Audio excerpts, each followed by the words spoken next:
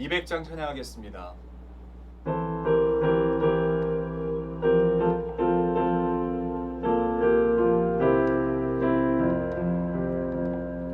밝고 묘한 그 말씀, 생명의 말씀을, 귀한 그 말씀 진실로, 생명의 말씀이 나의 길과 믿음 밝히 보여주니, 아름답고 귀한 말씀 생명샘이로다. 아름답고 귀한 말씀 생명샘이로다. 귀한 주님의 말씀은 내 노래 되도다. 모든 사람을 살리는 생명의 말씀은 값도 없이 받아 생명 길에 가니, 아름답고 귀한 말씀 생명샘이로다. 아름답고 귀한 말씀 생명샘이로다. 널리 울리어 퍼지는 생명의 말씀을, 마음의 용서와 평안을 골고루 주다니,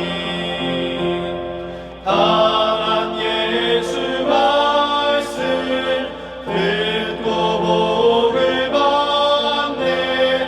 아름답고 귀한 말씀 생명샘이로다. 아름답고 귀한 말씀 생명샘이로다.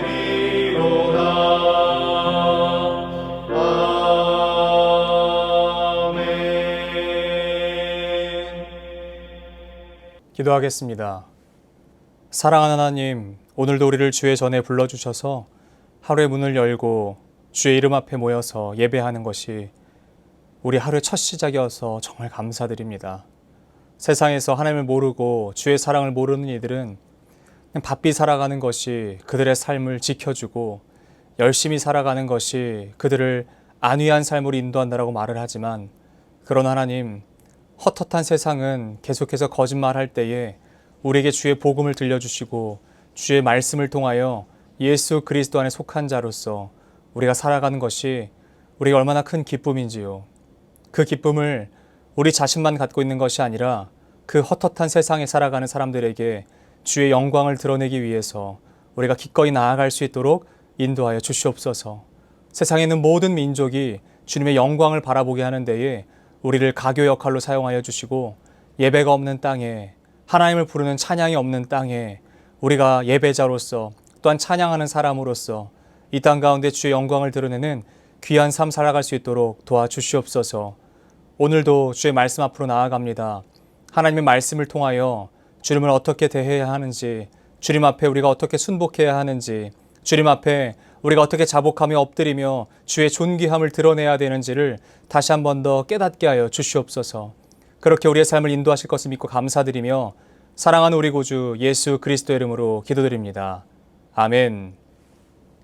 하나님께서 오늘 우리에게 주신 말씀은 사무엘상 26장 말씀입니다. 10사람이 기브아에 와서 사울에게 말하 이르되 다윗이 광야 앞 하길라 산에 숨지 아니하였나이까 하매, 사울이 일어나 10광야에서 다윗을 잡으려고 이스라엘에서 택한 사람 3,000명과 함께 10광야로 내려가서 사울이 광야 앞 하길라 산 길가에 진친이라. 다윗이 광야에 있더니 사울이 자기를 따라 광야로 들어옴을 알고, 이에 다윗이 정탐꾼을 보내어 사울이 과연 이른 줄 알고 다윗이 일어나 사울이 진친 곳에 이르러 사울과 넬의 아들 군사령관 아브넬이 머무는 곳을 본즉 사울이 진영 가운데에 누웠고 백성은 그를 둘러 진쳤더라. 이에 다윗이 햇사람 아히멜렉과 스루야의 아들 요압의 아우 아비새에게 물어 이르되 누가 나와 더불어 진영에 내려가서 사울에게 이르겠느냐 하니 아비새가 이르되 내가 함께 가겠나이다. 다윗과 아비새가 함께 그 백성에게 나아가 본즉 사울이 진영 가운데 누워 자고 창은 머리 곁 땅에 꽂혀 있고 아브넬과 백성들은 그를 둘러 누웠는지라. 아비새가 다윗에게 이르되 하나님이 오늘 당신의 원수를 당신의 손에 넘기셨나이다. 그러므로 청하오니 내가 창으로 그를 찔러서 단번에 땅에 꽂게 하소서. 내가 그를 2번 찌를 것이 없으리다 하니 다윗이 아비새에게 이르되 죽이지 말라. 누구든지 손을 들어 여호와의 기름 부음 받은 자를 치면 죄가 없겠느냐 하고 다윗이 또 이르되 여호와께서 살아 계심을 두고 맹세하노니 여호와께서 그를 치시리니 혹은 죽을 날이 이르거나 또는 전장에 나가서 망하리라.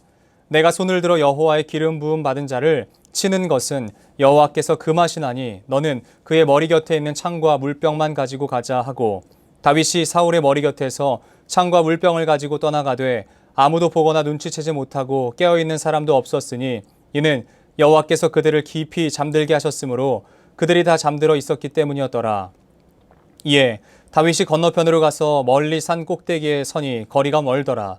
다윗이 백성과 넬의 아들 아브넬을 대하여 외쳐 이르되 아브넬아 너는 대답하지 아니하느냐 하니 아브넬이 대답하여 이르되 왕을 부르는 너는 누구냐 하더라. 다윗이 아브넬에게 이르되 내가 용사가 아니냐 이스라엘 가운데에 너 같은 자가 누구냐 그러한데 내가 어찌하여 내 주 왕을 보호하지 아니하느냐 백성 가운데 한 사람이 내 주 왕을 죽이려고 들어갔었느니라.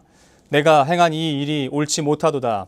여호와께서 살아 계심을 두고 맹세하노니 여호와의 기름 부음 받은 너희 주를 보호하지 아니하였으니 너희는 마땅히 죽을 자이니라. 이제 왕의 창과 왕의 머리 곁에 있던 물병이 어디 있나 보라 하니 사울이 다윗의 음성을 알아듣고 이르되 내 아들을 다윗아 이것이 내 음성이냐 하는지라. 다윗이 이르되 내 주 왕이여 내 음성이니이다 하고 또 이르되 내 주는 어찌하여 주의 종을 쫓으시나이까. 내가 무엇을 하였으며 내 손에 무슨 악이 있나이까.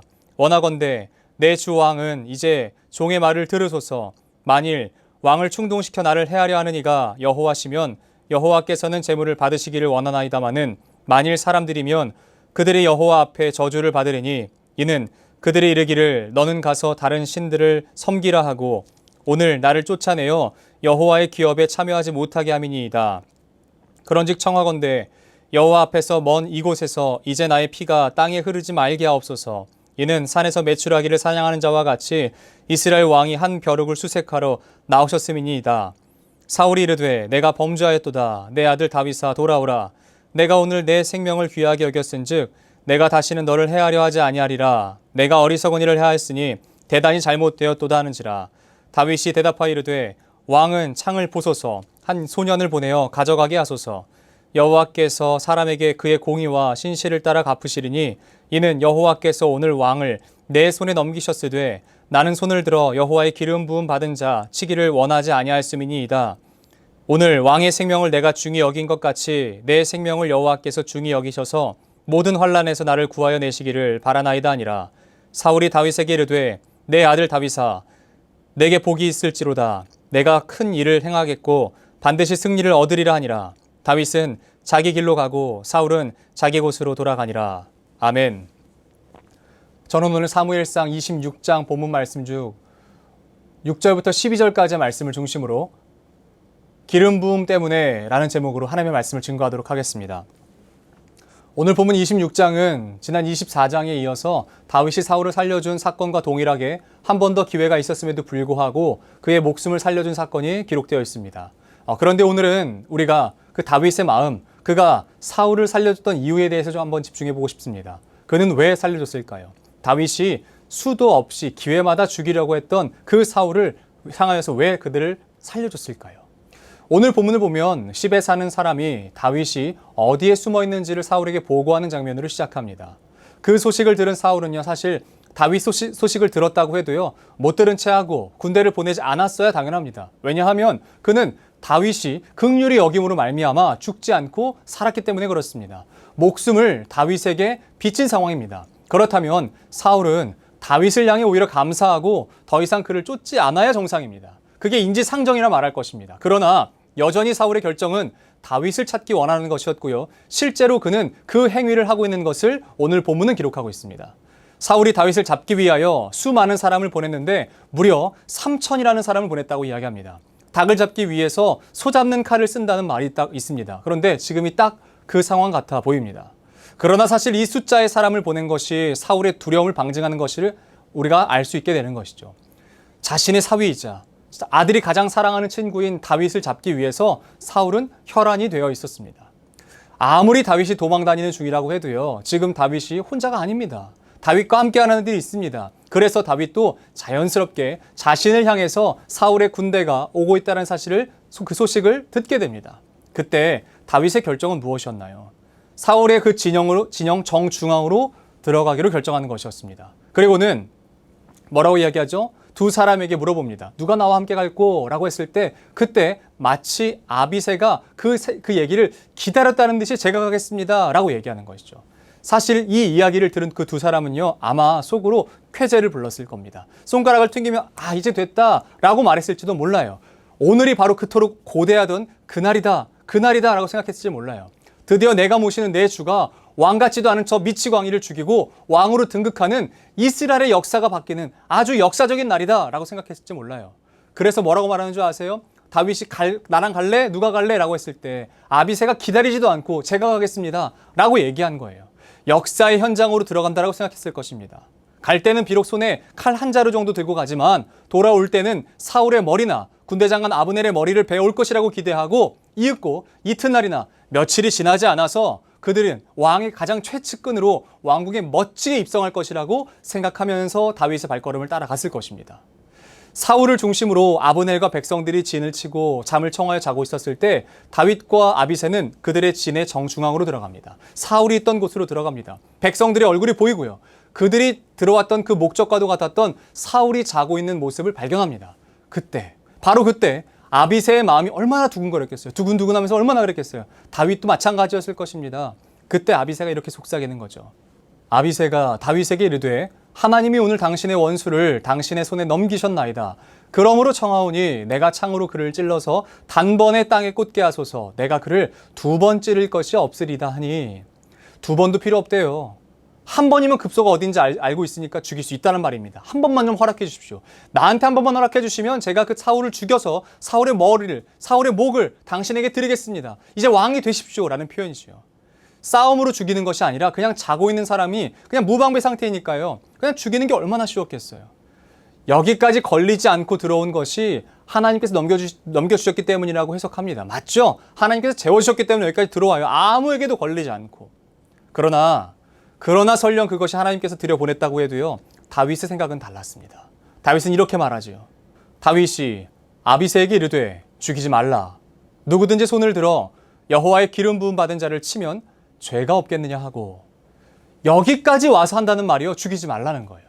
그 말이라면 다윗의 진영 그 텐트에서도 할 수 있고요, 오는 길에 돌아가자라고 말하면서 할 수도 있어요. 그런데 여기까지 와서 하지 말래요. 여기까지 와서 죽이지 말래요. 얼마나 그 아비새가 마음속으로 김이 샜겠습니까? 얼마나 실망감이 컸겠습니까? 지금이 기회인데, 지금보다 더 큰 찬스가 없는데 여기까지 와서 다윗이 죽이지 말래요. 그런데 사랑하는 성도 여러분, 여기에서 우리가 주목해야 할 것이 바로 다윗이 말하는 그 한 단어와 다윗의 그 태도입니다. 다윗이 어떤 말을 합니까? 이렇게 말을 합니다. 기름 부음 받은 자.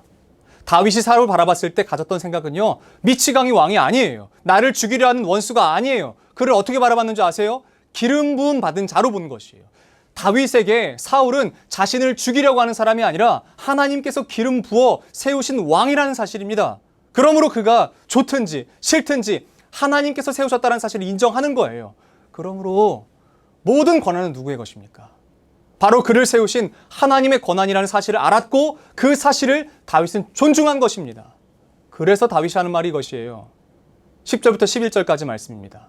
다윗이 또 이르되 여호와께서 살아 계심을 두고 맹세하노니 여호와께서 그를 치시리니 혹은 죽을 날이 이르거나 또는 전장에 나가서 망하리라. 내가 손을 들어 여호와의 기름 부음 받은 자를 치는 것을 여호와께서 금하시나니 너는 그의 머리 곁에 있는 창과 물병만 가지고 가자 하고, 다윗은 지금 자기의 손으로 심판하지 않겠다고 말합니다. 상황만으로 본다면 다윗은요, 사울을 죽여야만 마땅하죠. 그것은 단순히 사울을 죽인 행위가 아니라 하나님의 선택과 하나님의 권위를 부정하고 짓밟는 행위니까 다윗은 이것을 하지 않겠다고 결정하는 거예요. 그가 원수이든 그가 무엇을 잘못했든 자기가 심판자가 되지 않기로 결정하는 것입니다. 사실 다윗이 사울을 살려준 이유도, 사울이 다윗을 죽이려 하는 이유도 동일한 이유 때문입니다. 그게 무엇인지 아십니까? 그것이 바로 오늘 말씀 제목인 기름 부음 때문입니다. 기름 부음 때문에 그래요. 여러분, 만약 다윗이 기름 부음 받지 않았더라면 사울이 다윗을 죽이려 들 리가 없습니다. 반대로 사울이 기름 부음 받지 않았더라면 다윗 입장에서는요, 그를 죽이지 않을 이유가 없는 것이에요. 사울은 지금 다윗이 기름 부음 받았다는 이유 때문에 그를 죽이고자 하는 괴물이 되었고, 다윗은 지금 사울이 기름 부음 받았다는 이유 때문에 그를 살려주는 결과가 된 것입니다. 이유는 같아요. 그러나 결과가 전혀 다른 것입니다. 왠지 아십니까? 하나님의 말씀, 하나님의 기름 부음 자체를 누구는 존중했고 누구는 무시했기 때문에 그런 것이에요. 사실 표면적으로는 기름 부음이죠.